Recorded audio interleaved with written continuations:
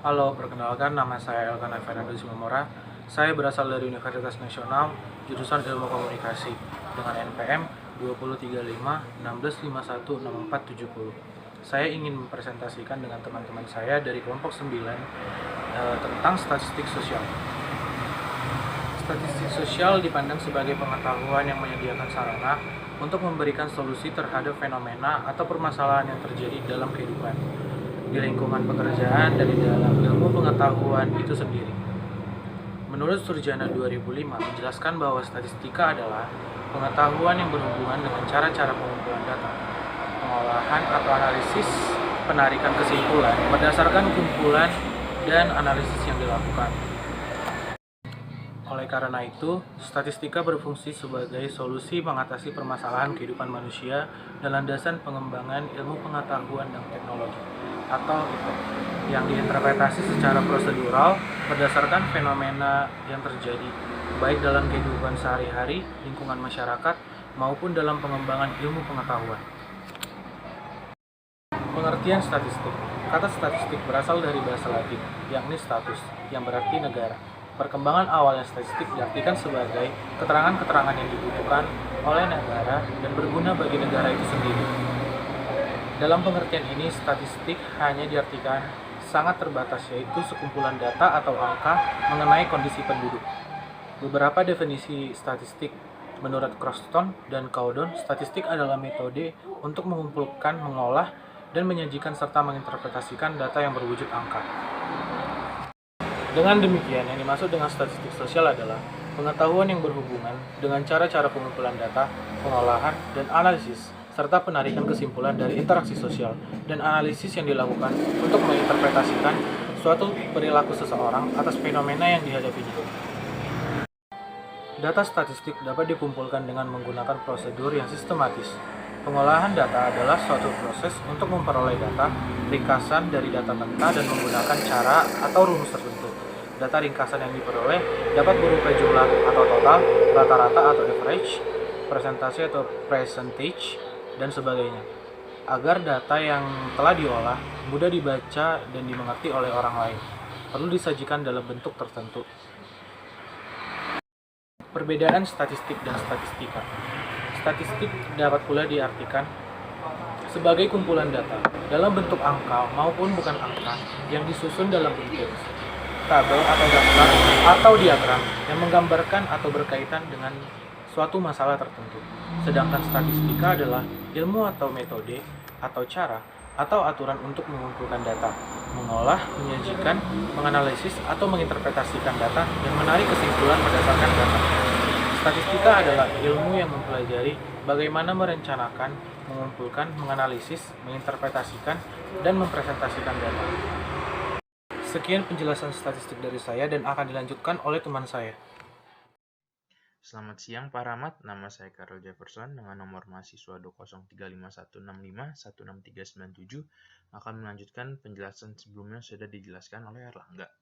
Statistik memiliki beberapa tujuan, yaitu untuk mendistribusikan dan menerangkan data mengenai populasi yang diselidiki, untuk mengurangi atau membatasi jumlah populasi yang luas atau besar pada ukuran yang lebih mudah untuk dimengerti, dan ketiga, untuk menetapkan pada kondisi bagaimana suatu hipotesis dapat digunakan atau membantu melakukan sesuatu. Statistik juga memiliki manfaat dalam penelitian. Salah satunya dan yang juga memberi sumbangan utama adalah untuk mengukur baik tidaknya sebuah inferensi atau kesimpulan. Selain membantu peneliti untuk menggambarkan data, sumbangan utama statistika ialah melakukan evaluasi terhadap baik atau tidaknya sebuah kesimpulan. Kemudian, statistika juga memiliki beberapa fungsi dalam penelitian. Di antaranya, statistik dapat memperluas pengalaman individu, statistik dapat mengukur besaran dari suatu gejala, dan statistik dapat menunjukkan hubungan sebab akibat. Kegunaan. Statistik juga memiliki beberapa kegunaan di dalam penelitian. Di antaranya, membantu peneliti dalam melakukan prediksi untuk waktu yang akan datang, membantu peneliti dalam melakukan interpretasi atas data yang terkumpul, dan kemudian membantu peneliti untuk melihat ada tidaknya hubungan antara variabel yang satu dengan variabel yang lainnya. Lalu di dalam Garis besarnya, statistika juga memiliki beberapa peran dalam penelitian. Salah satunya adalah menyediakan prosedur praktis dalam melakukan survei pengumpulan data melalui metode pengumpulan data atau teknik sampling. Pengetahuan ini berguna untuk mendapatkan hasil pengukuran yang terpercaya. Kemudian juga menyediakan prosedur praktis untuk menduga karakteristik suatu populasi melalui pendekatan karakteristik sampel, baik melalui metode penafsiran, pengujian hipotesis, ataupun metode analisis varian. Jika dilihat dari jenisnya, statistika dibagi ke dalam 8 jenis, yaitu statistika sosial, statistika pendidikan, statistika ekonomi, statistika perusahaan, statistika pertanian, statistika kesehatan, statistika psikologi, statistika kimia, dan juga statistika biologi dan lain sebagainya. Jika dilihat dari fungsinya, statistika dapat dibagi menjadi dua, yaitu statistika deskriptif dan statistika inferensial. Statistika deskriptif adalah statistika yang menggambarkan dan menganalisis kelompok data yang diberikan tanpa mengambil sebuah kesimpulan, dan biasanya statistika ini juga disebut dengan istilah statistika deduktif. Mencakup perhitungan-perhitungan dasar atau sederhana yang biasanya dikenal dengan statistika dasar, antara lain perhitungan frekuensi kumulatif, persentase kumulatif, tingkat persentil, skor tertinggi dan terendah, serta hitungan simpangan baku, varian atau ragam. Kemudian statistika inferensial adalah statistika yang berhubungan dengan penarikan kesimpulan yang bersifat umum dari data sampel yang telah dianalisis. Statistika ini juga disebut statistika yang berkaitan dengan cara-cara menganalisis data atau sampel dan pengambilan kesimpulan yang berkaitan dengan masalah estimasi, parameter populasi, dan pengujian hipotesis. Nama saya Feza Ramadan Samudra dengan nomor NPM 203516516405 dari kelompok 9. Di sini saya akan menjelaskan tentang penelitian dan data. Penelitian adalah suatu proses investigasi dengan cara mempelajari bahan dan sumber untuk membangun fakta. Untuk membangun fakta ini diperlukanlah data. Nah, data harus memenuhi prinsip empiris, sistematis, logis, dan objektif. Data merupakan keterangan tentang suatu hal yang bentuknya dapat berupa sesuatu yang diketahui atau sekadar anggapan. Data penelitian dibagi menjadi 3. Yang pertama ada data berdasarkan sumber pengambilan. Ada data primer yang diperoleh langsung dari lapangan oleh peneliti, dan data sekunder yang berasal dari informasi yang telah ada, seperti data-data yang di web. Lalu yang kedua ada data berdasarkan waktu pengumpulannya. Ada data berskala, yaitu data terkumpul dari waktu ke waktu, dan ada data kerat lintang yang diperoleh dari satu waktu tertentu. Nah, yang terakhir ada data berdasarkan sifat, yaitu ada data kualitatif, data yang berbentuk selain angka, dan data kuantitatif yang berwujud angka atau bilangan. Lalu ada pengelompokan data berdasarkan proses pendapatannya. Ada data diskrit yang diperoleh dengan cara menghitung, dan data kontinum yang diperoleh dengan hasil pengukuran. Ada juga pengelompokan data berdasarkan tipe, skala, atau tingkat pengukuran. Yang pertama ada data nominal, yaitu data yang didapat dengan pengelompokan objek berdasarkan kategori tertentu. Yang kedua ada data ordinal, data yang disusun untuk menunjukkan tingkatan data. Lalu ada data interval, data yang memiliki sifat data nominal dan data ordinal. Lalu yang terakhir ada rasio, yaitu data yang memiliki sifat data nominal, ordinal, dan interval. Lalu juga perlakuan data, yaitu ada pengumpulan data. Nah, pengumpulan data ini adalah pencatatan peristiwa sebagian atau seluruh elemen pada populasi penelitian. Caranya ada observasi dan pengamatan, ada in-depth interview atau wawancara mendalam, ada secondary study atau penelusuran literatur, dan yang terakhir ada kuesioner. Lalu pengelolaan data, yaitu pelakuan data untuk menjawab hipotesis penelitian. Tahapannya ada editing, pengoreksian data di lapangan, coding atau pemberian tanda atau kode pada data, dan yang terakhir ada tabulasi atau pembuatan tabel. Nah, setelah itu semua, data dapat disajikan dalam penyajian data agar data yang diteliti dapat dibaca dan dipahami. Terima kasih. Halo, saya Nias. Saya akan menjelaskan jenis skala pengukuran. Pengukuran adalah tahapan awal yang sangat penting dalam analisis statistika. Tahapan ini umumnya dilakukan ketika pengumpulan data ketika mengkaji suatu masalah yang sudah dirumuskan. Masalah-masalah ini erat kaitannya secara sosiologis dan psikologis. Maka dari itu, peneliti menekankan terhadap pengukuran sikap. Ketika pengukuran sikap, ini dapat diberikan dengan skala sikap, dapat dianalisis dengan skala sikap. Saya akan menjelaskan 3 skala sikap. Yang pertama adalah skala Likert. Skala Likert banyak digunakan ketika penelitian sosial karena memberikan gradasi dengan sangat setuju hingga tidak setuju. Ketika melakukan metode penelitian kuantitatif, ini dapat diberikan skor 1-5. Untuk menghitung skor teoretiknya, ini dapat diberikan dengan jumlah responden dikali dengan skor terendah yang dapat diperoleh. Jumlah responden 80 dikali dengan jumlah skor terendah yaitu 1. Maka skor paling rendah dari instrumen ini atau penelitian ini adalah 80. Skor paling tinggi 80 dikali 5 yaitu 400. Maka skor paling tinggi yang dapat diperoleh oleh penelitian ini atau instrumen ini adalah 400. Yang kedua adalah skala Goodman. Skala Goodman berbeda dengan skala Likert karena hanya memberikan 2 opsi pilihan jawaban. Bisa berupa setuju atau tidak setuju, atau suka tidak suka, dan lain-lainnya. Skala ini bersifat dikotomi, yaitu memaksa responden untuk memberikan jawaban tegas terhadap permasalahan yang diberikan. Yang ketiga, semantik diferensial. Semantik diferensial ini berbeda dengan Likert dan Goodman karena bukan berupa pilihan ganda maupun checklist, tapi berupa satu garis kontinum dengan positif di sebelah kanan dan negatif di sebelah kiri atau sebaliknya. Positif ini dapat berupa baik, buruk, baik, setuju, aktif, atau lain-lainnya, dan negatif dapat berupa buruk, tidak suka, ataupun pasif atau lainnya. Skala ini, data yang diperoleh dari skala ini dapat menunjukkan sikap atau karakteristik tertentu dari seseorang. Terdapat 3 unsur yang dapat dikaji dari skala ini, yaitu unsur evaluasi, unsur potensi, dan unsur aktivitas. Unsur aktivitas yang dimaksud adalah bisa berupa aktif atau pasif. Unsur potensi bisa berupa kuat atau lemah, dan unsur evaluasi bisa berupa baik atau buruk. Sekian dari saya, terima kasih. Assalamualaikum warahmatullahi wabarakatuh. Nama saya Mira Hervina, NPM saya 203516516531. Saya anggota kelompok 9. Di sini saya akan menjelaskan materi bab 3 yaitu pengukuran. Menurut Sinambela 2016, penelitian adalah suatu aktivitas pengukuran. Pengukuran merupakan cara yang digunakan peneliti untuk memperoleh data yang dibutuhkan dalam memecahkan permasalahan yang telah dirumuskan. Pengukuran dilakukan untuk memasangkan fakta-fakta dengan satuan-satuan dalam bentuk angka. Dengan demikian, pengukuran adalah suatu kegiatan pemasangan angka terhadap data yang telah diperoleh. Misalnya, kita ingin mengetahui tinggi seorang remaja, maka kita akan memberikan suatu angka untuk menggambarkan tinggi remaja tersebut, 179 cm misalnya. Lalu remaja tersebut mengukur tingginya dan hasilnya 181 cm. Dengan demikian, pengukuran yang telah dilakukan memberikan gambaran yang objektif. Akan tetapi, jika kita memberikan dengan gambaran sebuah kata seperti tinggi sekali, maka pengukuran tersebut masih mengambang dan tidak jelas. Bagi seseorang, kata tinggi sekali merupakan gambaran angka yang tidak pasti. Terdapat 4 proses aktivitas pengukuran. Yang pertama, menentukan dimensi konsep penelitian. Kedua, merumuskan ukuran untuk masing-masing dimensi. Ketiga, menentukan tingkat ukuran yang akan digunakan.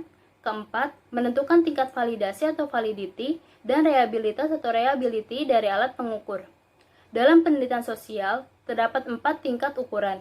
Yang pertama, nominal, yang kedua ordinal, yang ketiga interval, dan yang terakhir rasio. Yang pertama, nominal. Skala nominal merupakan tingkat ukuran yang paling sederhana. Skala nominal dilakukan untuk pengelompokan, kategorisasi, dan identifikasi atas suatu kejadian.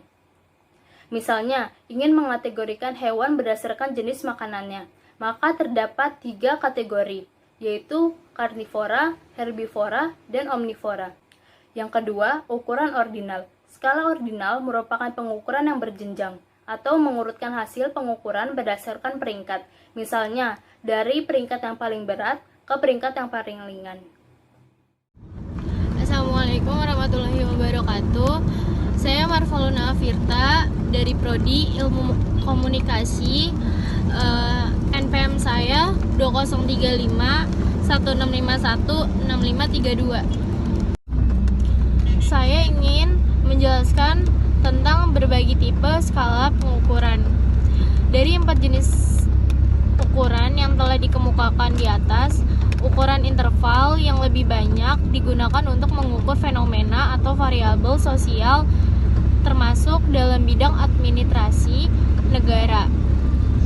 Menurut Sugiono, tahun 1992, yang ahli sosiologi membedakan 2 tipe, yaitu Assalamualaikum Marvaluna Afirta dari Prodi Ilmu Komunikasi. NPM saya 2035 1651 6532. 1. Skala pengukuran yang digunakan untuk mengukur perilaku, susila, dan kepribadian. Yang kedua, skala pengukuran yang digunakan untuk mengukur berbagai aspek budaya dan lingkungan sosial. Dan penyusunan instrumen. Untuk memperoleh instrumen yang baik, perlu mengikuti langkah-langkah yang ini. 1. Melakukan kajian baik. Sekian penjelasan dari saya. Terima kasih. Wassalamualaikum warahmatullahi wabarakatuh. Assalamualaikum warahmatullahi wabarakatuh. Selamat siang semuanya. Perkenalkan, nama saya Alisa Deviana, NPM 2035 1651 6423. Di sini saya akan menjelaskan bab 4 yang bertemakan pengolahan dan penyajian data. Jika kita selesai melakukan sebuah penelitian, hendaknya kita melanjutkannya dengan mengolah dan menyajikan data-data tersebut. Mengolah data tersebut bertujuan supaya informasi yang kita dapatkan dari data tersebut dapat ditelusuri. Pada data yang diambil di lapangan atau data primer, biasanya akan dilakukan dengan cara wawancara narasumber. Wawancara narasumber ini dilakukan dengan cara memberikan pertanyaan-pertanyaan yang nantinya akan direspon oleh responden.